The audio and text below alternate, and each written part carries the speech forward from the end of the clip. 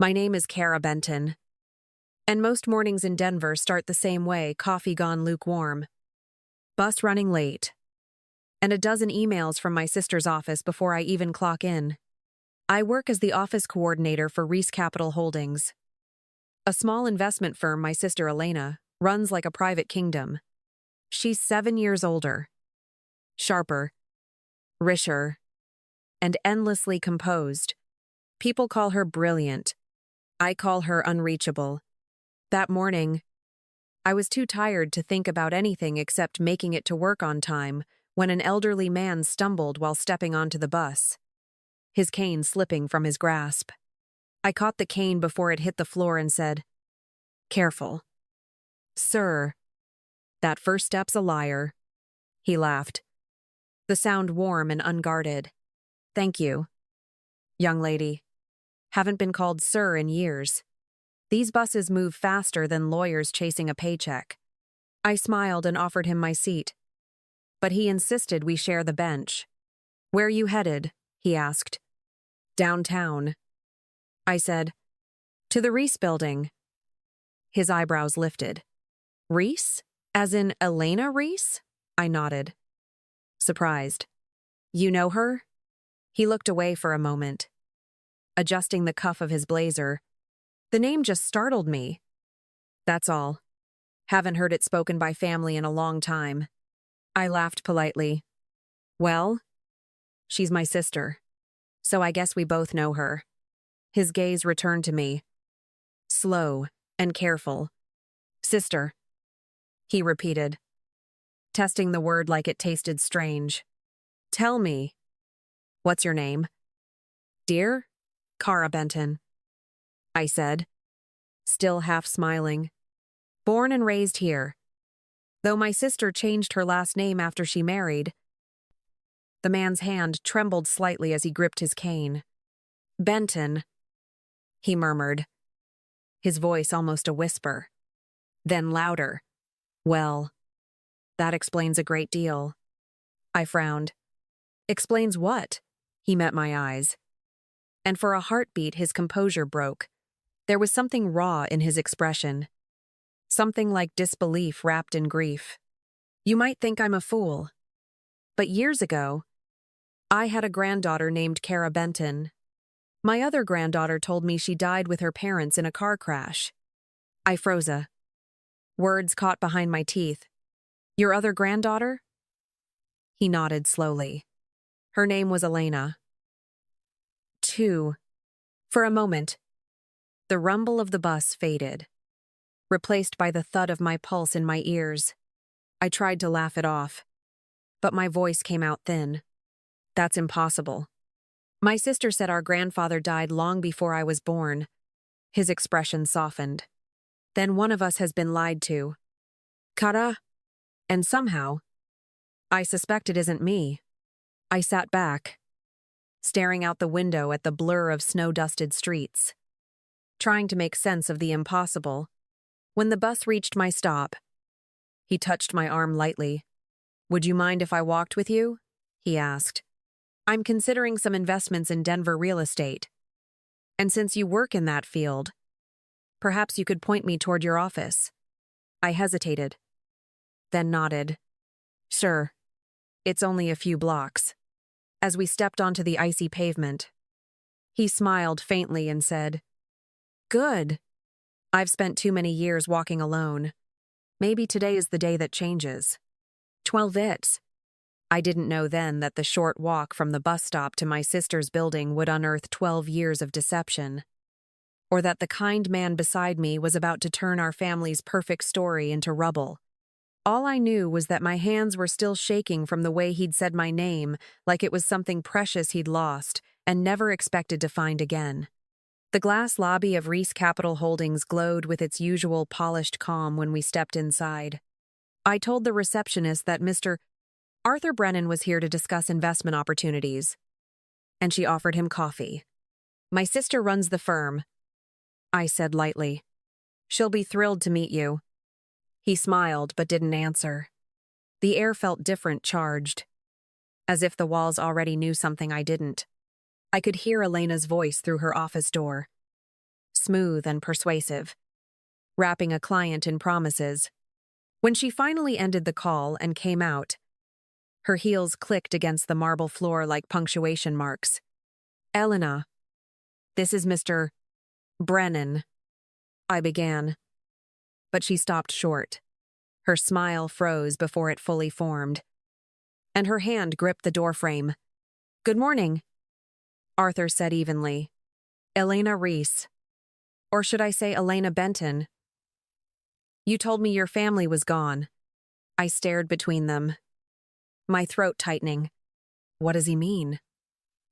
Elena forced a laugh that didn't reach her eyes. "Sir, I think there's been a misunderstanding.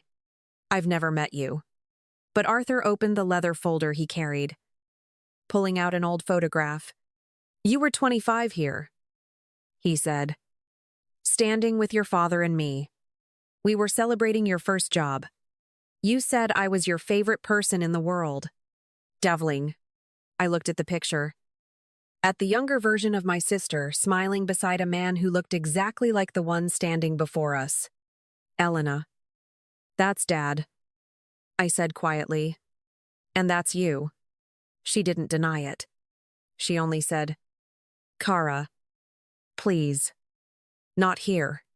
Arthur's voice softened, though it carried the weight of years.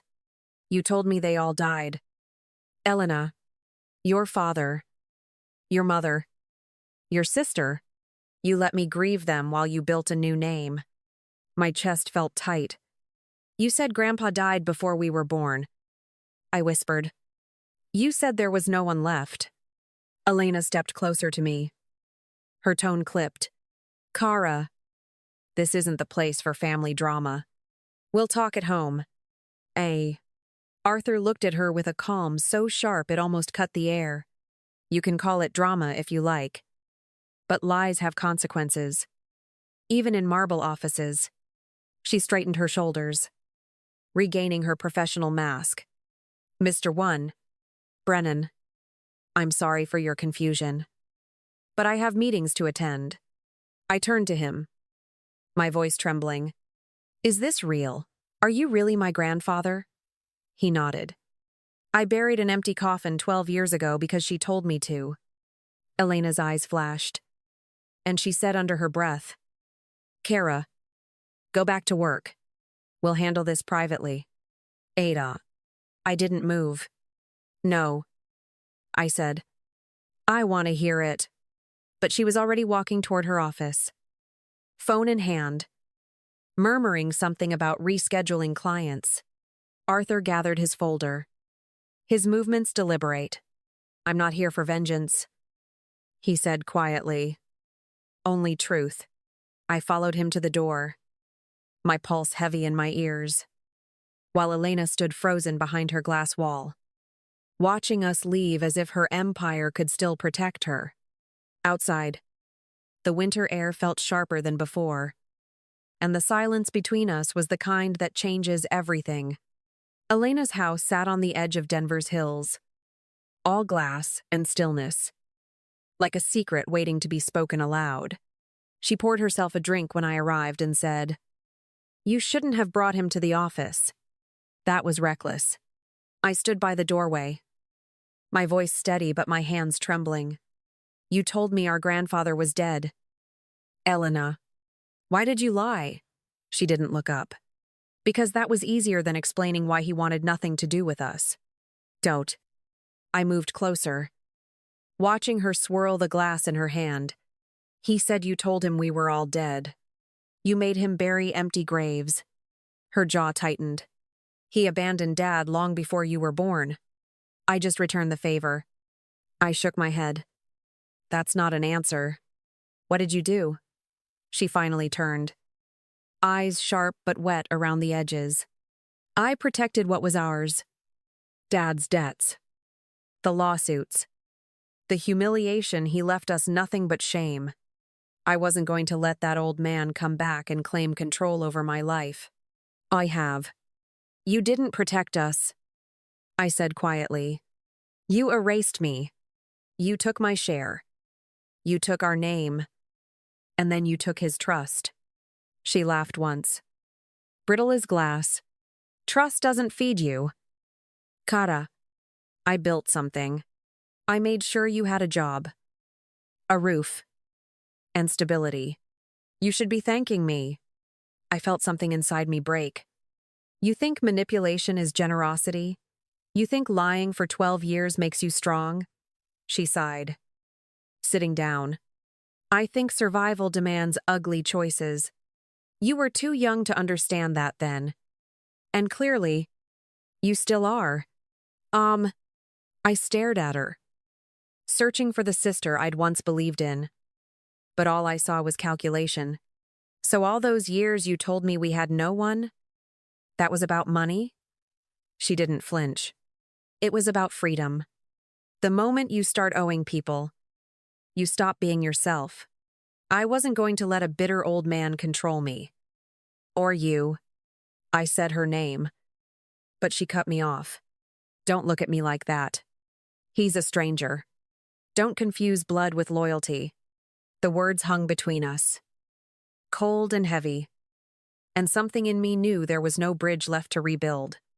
When I left, she called after me. Her voice softer. Almost pleading. Kara, don't get dragged into his version of the past. You'll only hurt yourself. I didn't turn around. Outside, the air carried the faint scent of pine and winter. The kind that burns clean through illusions. I walked away without a word. My mind already reaching for the truth she was still trying to bury. That night, I searched through the box of papers I had kept since my parents' funeral. The one Elena once said held nothing but sentimental junk. At the bottom, under brittle photographs and folded receipts, I found an envelope addressed to both of us in our father's handwriting. The letter inside listed every asset life insurance. Investments? The house ending with the words, to be divided equally between our beloved daughters. My throat tightened as I whispered. Equally. Like the word itself was an accusation. When I called Arthur, he answered on the first ring. You found something. Didn't you? I told him about the letter. How Elena had read it aloud years ago while I was too grief-stricken to see straight. She said we were broke. That there were debts. I said. Arthur's voice turned grave. There were no debts. Kara, your father was careful with money. If what you're saying is true, your sister falsified filings in probate court. I sat in silence, staring at the ink on the page that had outlived both truth and family. What do I do now? He replied. You come see me in the morning. We'll find someone who knows how to make this right. A pause. By sunrise, we were sitting across from a woman named Miriam Clark, a lawyer with silver hair and the calm of someone who had seen every kind of betrayal. I laid the letter on her desk and said, My sister handled our parents' estate when I was 19. I trusted her. Miriam, read the document. Her eyes narrowing slightly. This isn't just a mistake, she said. If she filed false statements, forged your consent, or concealed inheritance funds, that's felony fraud under Colorado law. Arthur nodded. She told the court Kara was incapacitated with grief. She took guardianship without consent. Ice. Miriam looked at me. Not unkindly. We'll start by pulling the probate records. Every signature. Every transfer. If she forged anything, we'll find it. I said quietly. She'll see this as revenge. Miriam shook her head. Then she's never understood justice. The room felt heavier after that. Like the air itself had aligned with what we all knew but hadn't said aloud. Before leaving, Arthur placed his hand over mine and said, We do this properly. No shortcuts. The truth deserves formality. I nodded. The letter folded in my bag, already feeling less like paper and more like a key to something buried for 12 long years. For the next 3 weeks, I lived 2 lives that never touched. By day, I worked at Reese Capital as if nothing had changed. printing reports, answering calls, smiling at the woman who had rewritten my history. By night, I met Arthur and Miriam in her office downtown, going through documents and signatures that turned my sister's empire into evidence. Each night ended the same way, Miriam saying, "Be patient. We're close." And Arthur nodding like he'd waited his entire life for this patience to mean something. At work, Elena's tone softened, but her eyes stayed watchful.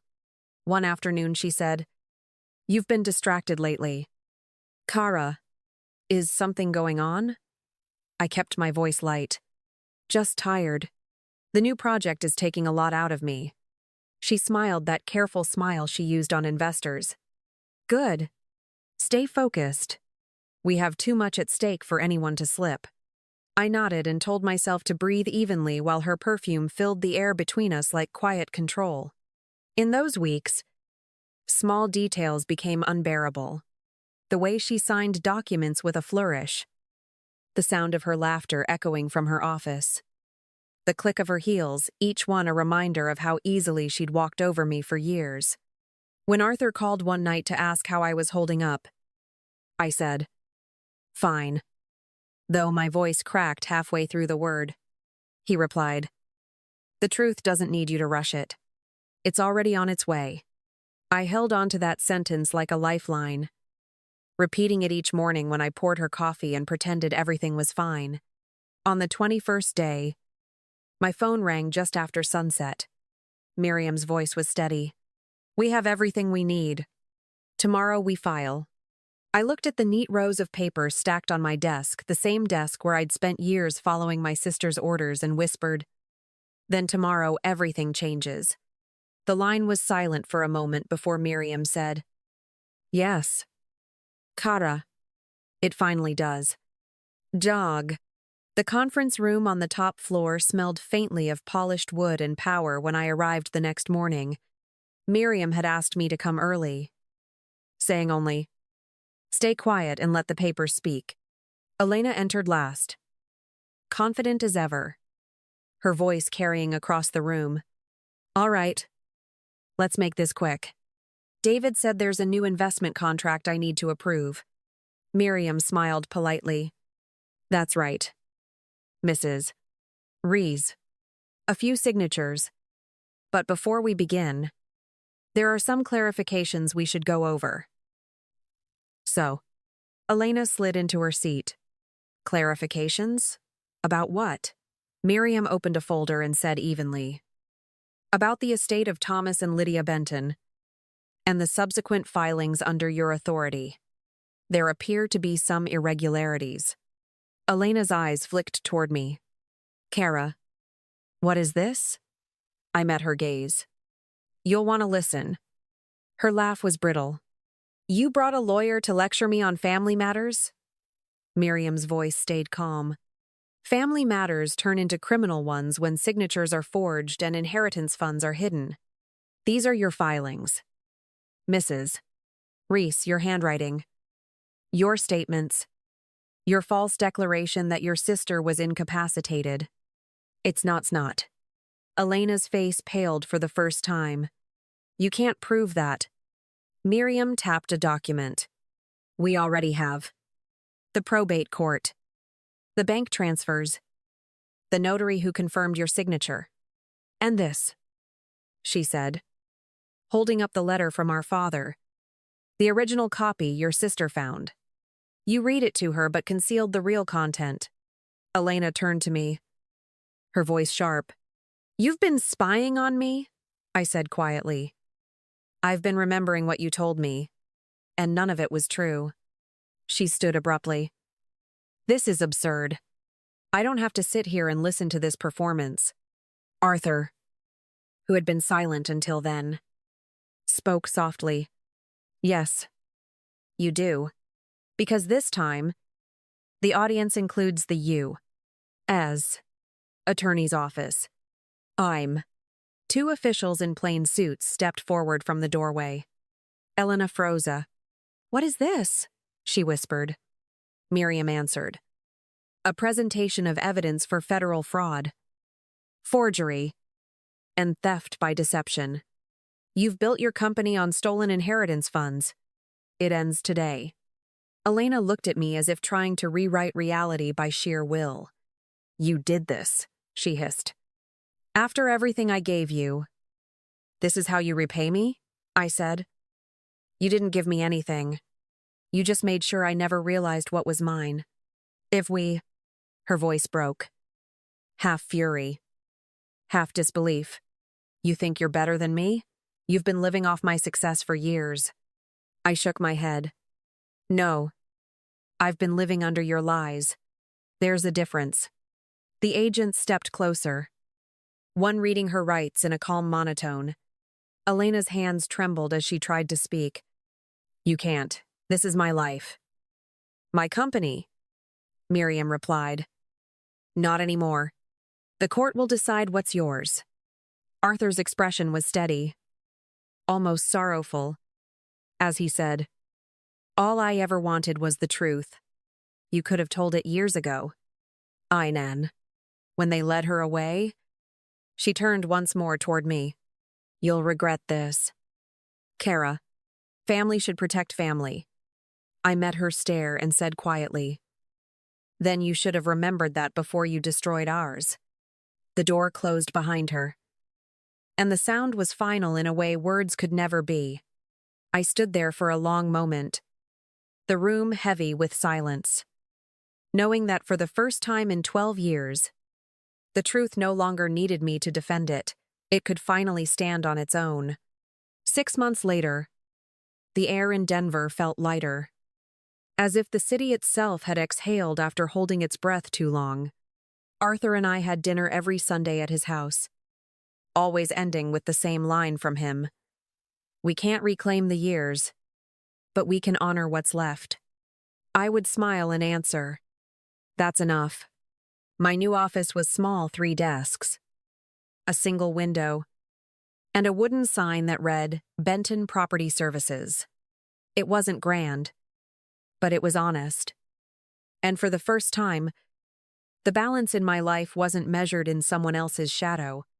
Arthur visited one afternoon and asked, Are you happy? I told him I was learning to be. You've built something real. Kara, he said. Your father would be proud. I laughed softly. Maybe he'd finally believe I know how to manage an estate. Arthur smiled at that, his eyes catching the sunlight in the window. He'd believe it, he said. Because you've done it with integrity. His words lingered long after he left. The kind that settled deep enough to become a foundation. A letter arrived from the Federal Correctional Facility a week later. Elena's handwriting was unmistakable. She wrote that she was sorry, that she needed help with her appeal, that she was still my sister. I folded the letter once and said quietly to the empty room, You were my sister before you chose otherwise. Then I dropped it into the trash and returned to my desk, where new files waited and life steady, ordinary. And finally mine was waiting to be lived. That evening, Arthur called to say he'd rewritten his will but refused to tell me the details. Superstition, he said. Laughing, I told him I didn't need to know. We already had what mattered. As the mountains darkened outside my window, I whispered the truth that had taken 12 years to learn. Family isn't defined by access, but by respect. And limits are just another word for love. Thank you for listening to my story and walking through its quiet ending with me.